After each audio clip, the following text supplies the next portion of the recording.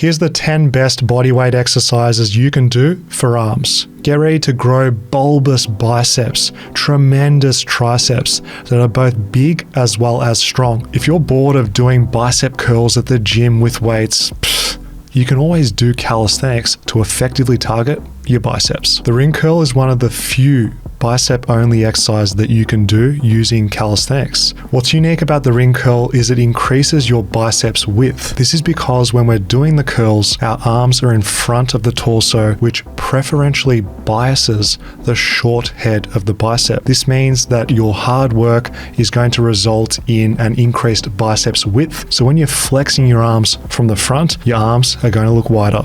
Just a little bit. With technique, what I'm looking for is you want to combine shoulder flexion with elbow flexion. Think about doing a front raise and then doing a bicep curl at the end. This is going to give you a nasty contraction because you're getting that bicep working at both the elbow as well as the shoulder. You're really going to enjoy the pump once you hone in on this technique and really emphasize that mind-muscle connection. What I really enjoy about the ring curl is it closely mimics what's happening with a dumbbell curl. We're getting that supination as we rotate our wrist and our forearm as we're coming up through the exercise. And you can also add in a bit of wrist flexion, a bit of overgrip to help you enhance that peak contraction. The resistance profile of ring curls is such that it is most difficult in the middle to top range of motion, near that peak contraction. It's very comparable in sensation to that of a spider curl, one when you're on the bench, leaning forward and curling up the dumbbells in that way. Don't be afraid of getting a little bit sloppy on the final few reps where you use a bit of body English, a bit of momentum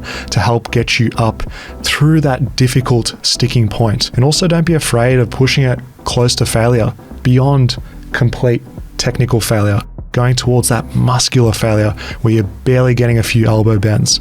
That's where the magic happens. I recommend trying the single arm ring curl if you're someone who's struggling with that mind-muscle connection, or you've got a big weakness or strength asymmetry between sides. It's much more difficult because you're not only doing double the work on one arm, you've also got that added body rotation that you have to control as you're curling up, making for a fun environment. Neglecting bicep isolation means that you're missing out on gains. If you're someone who loves calisthenics, but you only do your compound exercises, pull-ups, rows, chin-ups, you're just not going to be as well-rounded and complete. We want to isolate our biceps directly so that we can prevent injury. Those pesky bicep tears tend to happen from poor conditioning and poor strength through this area, which can be mitigated by doing things like ring curls, or even something that's a little bit more innocuous, such as an overuse injury, your golfer's elbow, where you tend to get that tendon pain. You can mitigate this from happening by having strong biceps and strong adaptive tendons through things like ring curls. It's beyond just the aesthetics. You're going to get all of these other benefits to make you well-rounded. Being a training minimalist isn't the smartest option, and I know you guys love your training, you're smart, you're dedicated, you want to work towards that optimal position. You have to choose exercises and movements. They often are isolation based to exhaust every movement and muscle in your body so you can become complete. Our body can be thought of as an interconnected chain. If we have any weak links, we're going to be bottlenecked for how big and strong we can become. That's a long-winded way of me saying just do a few sets of curls and you're going to build some functional arms and carry on. The triceps dip is an arm-dominant dip that has come under some scrutiny over the past few years. The argument being that this exercise is terrible for your shoulders, it's going to destroy your joints, and it should be avoided at all costs. The argument being that it causes shoulder impingement. This is a situation where the humerus is going to pinch structures like your rotator cuff, the bursa, and irritate the tendons in this area. Don't listen to the movement haters, guys, unless you've got a pre-existing injury or you're training with reckless technique and aggressive overload, you're going to be fine. You don't have to fear tricep dips as if they're scary, because you see, when you do exercise, you enhance control, you get stronger, you get more stable, you adapt to the imposed demands. Who would think that by doing something exercise, that we can become strong, that we can become adaptable. You will improve. By doing tricep dips, your body gets used to doing tricep dips. You see, your rotator cuff and your scapula are going to work harmoniously. Your humerus is going to be in a healthy and happy position as you're doing the exercise, so that you feel this in the muscles and not the joints. Healthy shoulders are built to handle dips. With progressive overload, you're going to improve your shoulder extension, range of motion, as well as strength, improving your resilience, not causing breakdown. You want to use the deepest range of motion that you can to enhance the stretch and elicit that growth response. Now, of course, you need to choose your maximum comfortable range of motion, and this is going to be different for different people. But at a start, you should aim to get a 90-degree range of motion where your upper arm is parallel with the torso. Pro tip, using rings gives you all of the benefits as well as it mitigates the risk. When you're on the rings, you can go much deeper because there's more freedom of movement by comparison to, say, a parallel bar where you're fixed into this awkward position. So you're going to find that you can get a further stretch, a further stimulus on those arms, being the triceps, which are the main mover in this particular movement. A bonus little technique that you can apply is trying to lean forward during the entire movement, particularly as you come to that lockout position, because this is going to give you that huge contraction. You'll definitely feel the difference, so try and keep leaning forward. Tricep dips are best done for bodybuilding with high reps. Throw these in at the end of your upper body workout or push workout, and your triceps will be absolutely sizzling. You'll thank me later. This exercise is also beginner friendly for those looking to jump into calisthenics. It's going to increase your body weight pushing strength. This exercise is a perfect stepping stone towards the king of upper body pressing, the parallel bar dip. Keep watching to find out why. It may shock you, but the inverted row is actually a surprisingly good exercise for arms. Find out why that neutral grip shouldn't be skipped. What makes this unique as an arms exercise is it targets the brachialis, the muscle that sits in between your biceps and triceps. You can think of this as the middle bicep muscle that makes your arm look more completely aesthetic, especially when viewed from the side. It's going to pop out more, but you also get some yoked forearms because you're training that brachioradialis, which is missing from your conventional pull-ups, chin-ups, your compound exercises, and it's missing from your traditional bicep curls. The technique makes it pretty arm dominant. You're pulling with tons of elbow flexion, and you can enhance this effect by thinking of shrugging up as you're doing your rows. Honestly, where these shine is when they're done for high reps. After a set of 10 to 20 plus, when you're going close to failure, your rep speed is slowing down, you're going to get a tremendous pump in your arms, and it feels absolutely sickening. You exit a set feeling like a damn gorilla as you get up. You're pumped, you're ready to go, you've got your biceps are popping, you got your outer bicep, you got your forearms, you're feeling yoked, where you're getting the compound benefits, but you're training your arms at the same time. Any excuse to train arms is a good reason in my book. You can make it harder by changing your posture relative to gravity, starting out standing, going more towards horizontal, using a longer strap makes it harder as well. You can go single arm to essentially double the difficulty going through one arm. You can throw on a weight vest, a dip belt to add body weight to your body weight, essentially with these, as well as front lever rows. The sky's the limit with them in terms of how you can progress them long term. The inverted row is a go-to hypertrophy movement because it has an excellent stimulus to fatigue ratio. Your body can handle a ton of volume, plenty of sets, plenty of reps. You can really push these hard to failure and beyond failure, where you're barely getting your arms bending at the end of your set, and you'll really feel this pump, stimulus, and stress going through your arms. The inverted row has a lower fatigue amount because you're using less of your body weight by comparison to a pull-up, plus you've got that enhanced stability of the feet on the bench, making it a little bit less taxing. Rings are a superior choice for inverted rows compared to a straight bar because of the freedom of movement. It's way more friendly on your joints, the shoulders, elbows, and wrists, because that rotation allows you to move freely and your body can choose its natural pulling path and makes it for a much safer long-term biceps training option. That's the most important thing when it comes to training. It's longevity, it's consistency, and it's progression. You can't make your body stronger and bigger and train your arms to the max if you're in pain.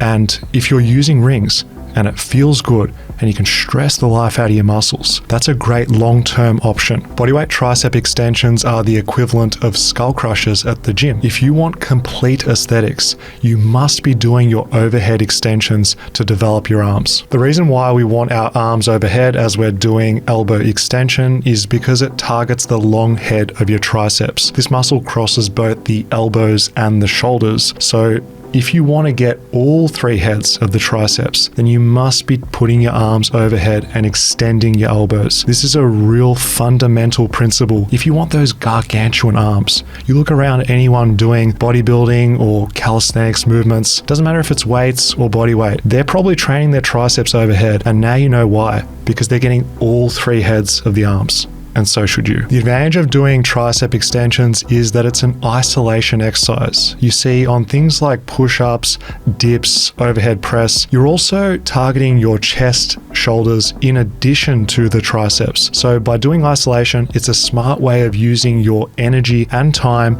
to dedicate your focus to exhausting this muscle group to grow bigger and stronger. Concerning technique, you want to use a deep stretch as well as a forceful lockout. By combining these two, you're getting that stretch through the triceps to elicit that muscle building response. And then by locking out with full extension, you're getting that serious contraction and building that end range strength. Most of our calisthenics moves require a strong lockout. This is where most people often struggle with. They can't complete the rep when they're doing their workouts. By doing your isolations, grinding hard on them, you're not going to have a problem with finishing your reps. A common myth is that locking out is bad for your joints, especially on tricep extensions. Now, this fear, this myth isn't something that 99% of you watching have to even worry about unless you've got some pre-existing traumatic elbow injury or hypermobility in your joints. You're going to be fine locking out on tricep extensions. You know why?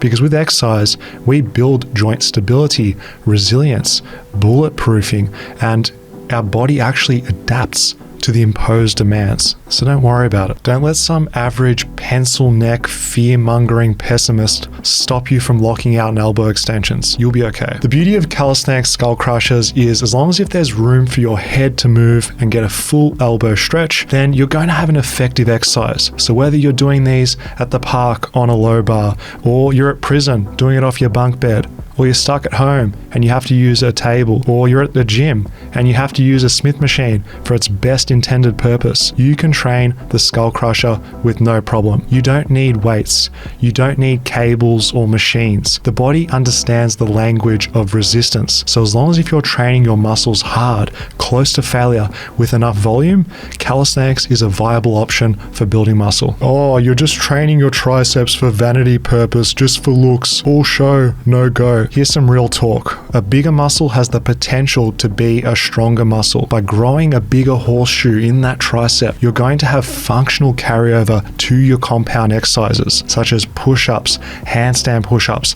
planche push-ups, and yes, even the bench press. It's going to make you a well-rounded savage. Do you want to build muscle with calisthenics? Rings training is a must. It's going to put the finishing touches on your physique. Check out FitnessFAQs.com for our Body by Rings workout and transform today.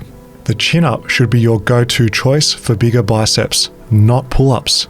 Here's why. Chin-ups put the biceps in a biomechanically stronger position to produce force. With the palms facing towards our body, the biceps can do what they do best, which is flex the elbow and supinate the forearm. The supination grip is what makes the chin-up a unique exercise. The biceps are in their best position to maximize that pull-up performance. By comparison to the pronated pull-up, the biceps are in a mechanically weaker position and the lats have better leverage to help in the exercise. EMG studies show significantly higher biceps activation, around 50% more during chin-ups compared to pull-ups. This correlates with chin-ups recruiting more motor units in the biceps across more of the movement. The caveat is you have to take EMG research with a grain of salt because it doesn't directly measure hypertrophy, mechanical tension, or load over time. However, if you're able to do more reps or lift heavier weights on a chin-up, chances are in the real world it's a better bicep building exercise for you. The movement pattern of chin-ups is completely different to pull-ups, and that's going to influence the muscle activation in the exercise. You see, with a chin-up,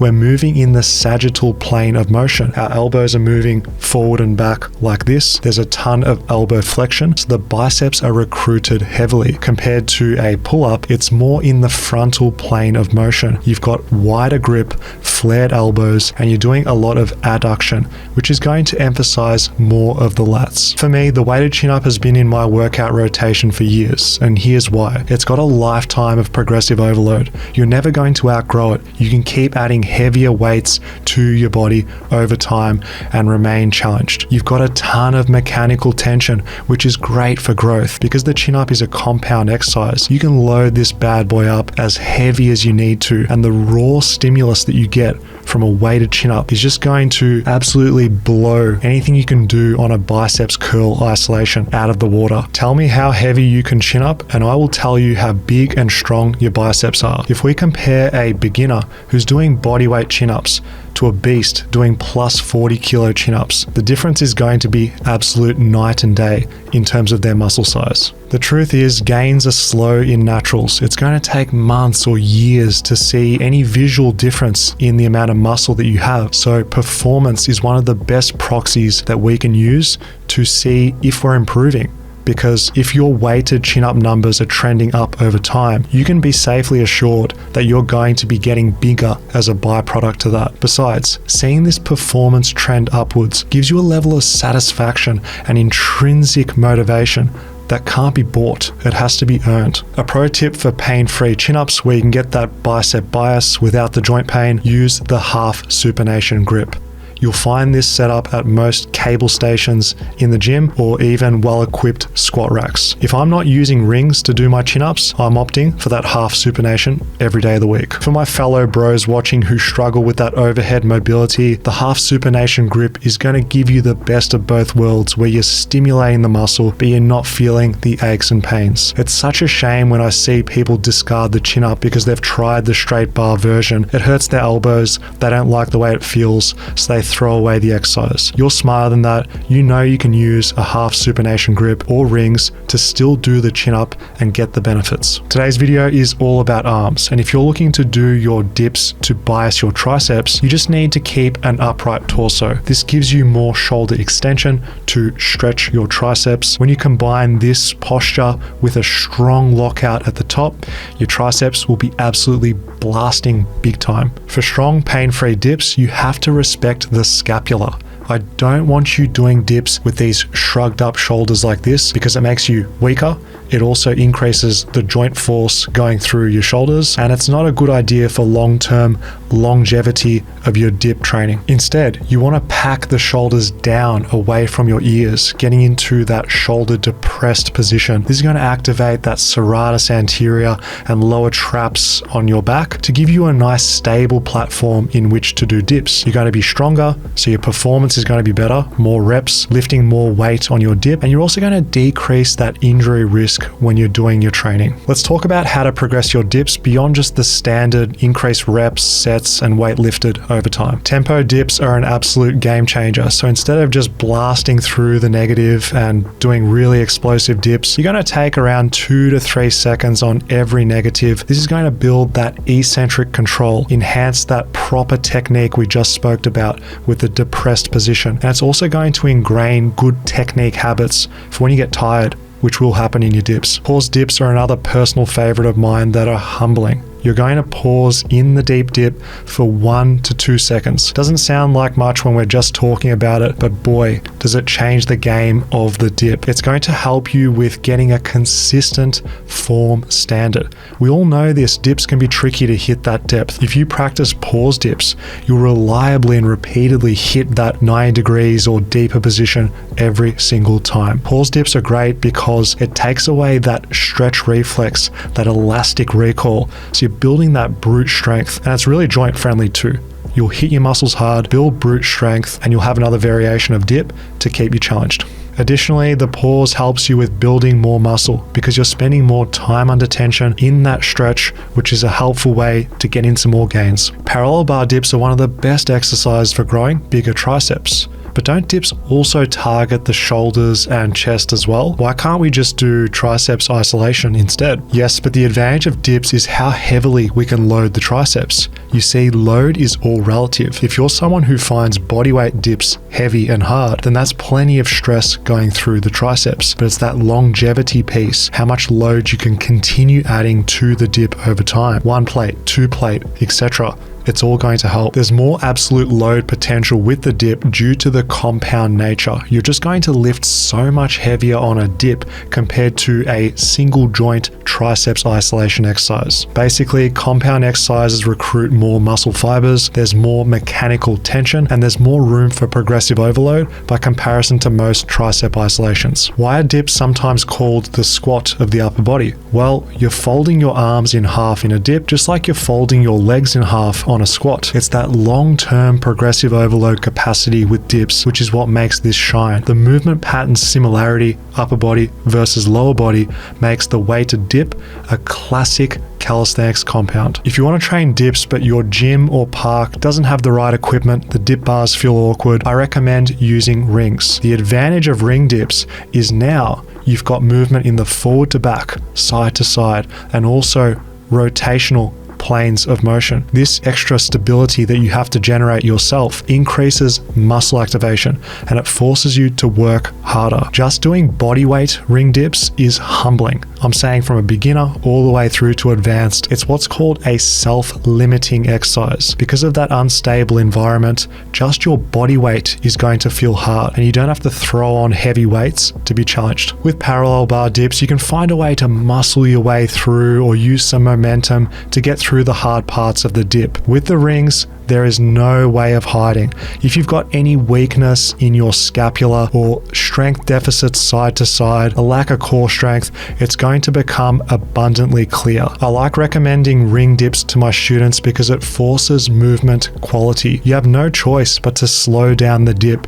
You have to control the bottom as well as lock out the top. Otherwise, you'll be shaking all over the place. Don't be afraid to challenge yourself with rings. There's so many useful exercises that you can try. Here's a few more that I'd love to share with you. The Pelican Curl will challenge you to the max. Why we're doing this exercise is to grow the long head of our biceps, increasing the peak of your arms. When doing curls with the arms behind the body, our arms are behind the torso, it places more emphasis onto the long head of the biceps. The result of this is you're going to have a better looking front double biceps pose, making those arms pop like Mount Everest. It's always a smart idea to have both a lengthened biceps exercise, your Pelican Curl, as well as a contracted biceps exercise, your ring curl, for best results. The reason for this is because it's targeting different parts of the muscle, stressing different parts of the movement, which I'll explain now. With Pelican Curls, you're getting a maximal biceps stretch. Just look at the position. There's that full elongation of your biceps,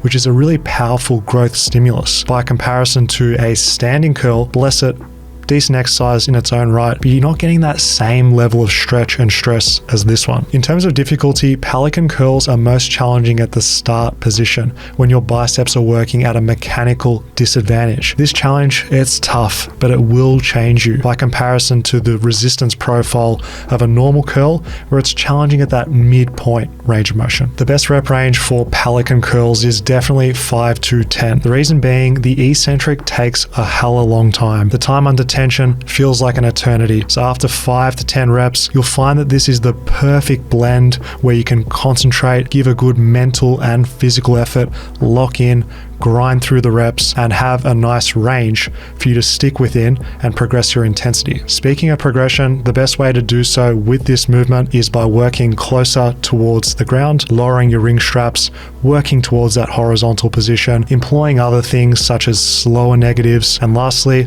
do not skip the range of motion.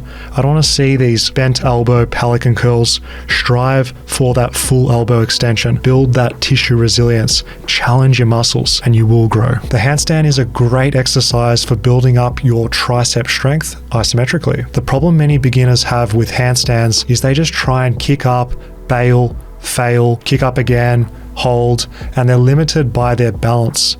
And if they're training like this, they're never going to reach their full potential because they're not building up that basic foundation of handstand capacity. By using a wall, it takes away all of these variables, it takes away all the skill, so you can build up your arms, build up your handstand in isolation, lay down the basics. Wall handstands are goated. They're super underrated for sure. People don't use the wall because of the ego. They want to skip steps. They want to just hold the position, but you're actually shooting yourself in the foot and you're not able to reach your full potential. You're following FitnessFAQs. You know that you can't skip steps. You have to build the foundation. We're using the wall so that we can legitimately push ourselves. We can train our handstand holds to failure. That's going to do so much more for your body, developing your arms, traps, shoulders, and handstand at large. Of course, just save a little bit in the tank so you can bail safely and you don't fall on your face. You can handle so much more than you think when it comes to wall handstands. Try and hold it for 60-second sets. Even better if you can work your way up to 90-second holds. And you're not there just chilling in the handstand, putting no effort in. I want you to use a maximum voluntary contraction. Push hard through your triceps. Shrug up hard. You're going to get so much more out of the movement, especially when it's used for conditioning purposes, compared to if you're just chilling on the wall, not using any effort, and just turning your posture all loose and poor activation. Chest to wall handstand is recommended because it encourages better joint stacking for a nicer handstand that's more efficient, as well as better overall posture. By comparison to a back to wall handstand, it tends to instill bad habits, a little bit of complacency in terms of body tension, and besides, in the world of calisthenics, you don't want to be arching that back, mate. You want to be hollow, you want to be strong, you want to have an integrated body. With handstands, are they a good hypertrophy muscle building exercise? No. The reason is it's an isometric. You've got no changes in joint angles. You don't have that eccentric overload. You're not getting that same mechanical tension that you do from full range of motion movements. And you've got no stretch going through the arms, so it's not a great tricep builder. But what it does do is develop different attributes in your upper body. It's going to develop joint stability, straight arm scapular strength. It's going to develop lockout strength in your triceps. And of course, doing handstands improves handstands. The handstand isn't going to build bodybuilding level size in your traps and your triceps, but what it does do is it increases your overhead strength, which when you do train those compound bodybuilding, muscle building exercises, you will grow. If you think one arm chin-ups are impossible, you're just missing one thing, mate. Smart progression. Get ready to unlock insane bicep strength and size, one arm at a time. The finger-assisted one-arm chin-up is the superior exercise when it comes to unilateral one-arm pull-ups. Your goal here is to minimize the amount of assistance on the non-working side. We do this by using the finger method. 4 fingers to start with is a lot of assistance. You take away fingers over time, eventually using the pinky, and it's going to increase the amount of load going through that working side. Your goal is to choose an intensity that is challenging for around 3 to 6 rep sets. This is going to really challenge you quite hard, and it's going to force that working arm to do the work. Your goal over the coming months is simple in theory, but hard in practice. You're going to decrease the finger assist and also consciously trying to use the assisting side less and less.